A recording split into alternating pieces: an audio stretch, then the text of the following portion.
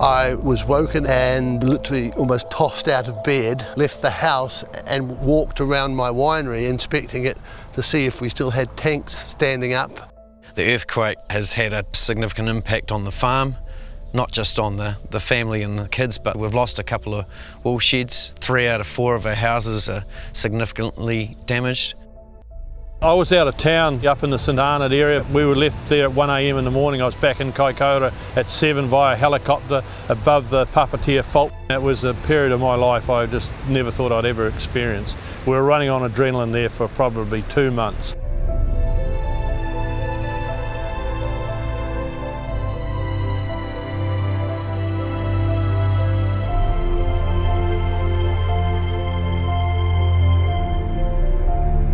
Immense sort of damage around, a lot of land damage, but even the personal sort of issues around town have been really challenging, and businesses, small tourism businesses have been hurt really badly.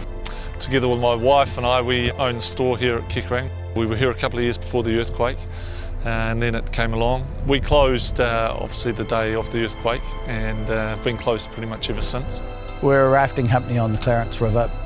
We've got through just. Our turnover dropped 60%, and we've lost 100% of our half-day trips, which basically rely on Kaikoura Information Centre and the access.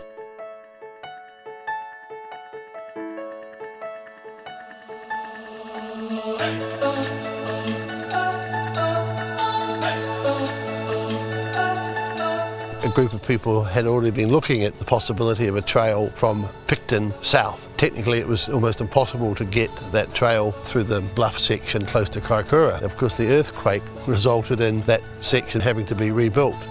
So that really was born the idea that within that rebuild perhaps a cycleway could be incorporated.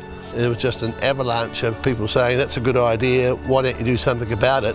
For Kaikoura on its own, economically, huge opportunities for the accommodation sector, for the farmers, etc. along the highway. The opportunities are immense.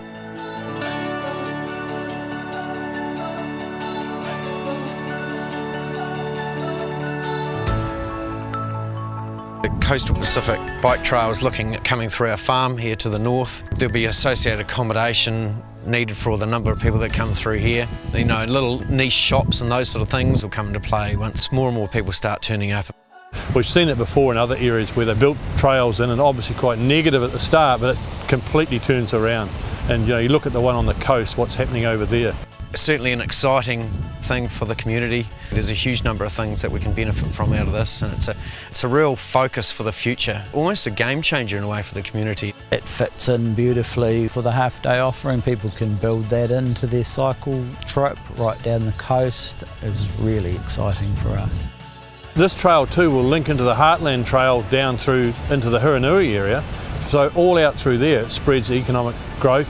For likes of Kikarang, the store up there, huge opportunity. When I first heard about it, I was extremely excited. It was filled with an enormous amount of enthusiasm to get it going.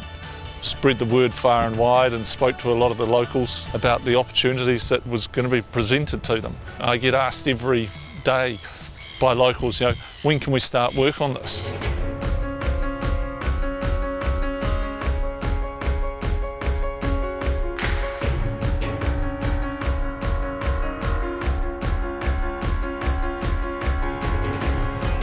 That initial funding to get this thing underway gives us as a group the confidence to get on and do things. I mean, it's $600,000 is a huge start. It's a big job, but we can work through that. It's just immense opportunity. Keep you awake at night thinking about it. It's that damn exciting.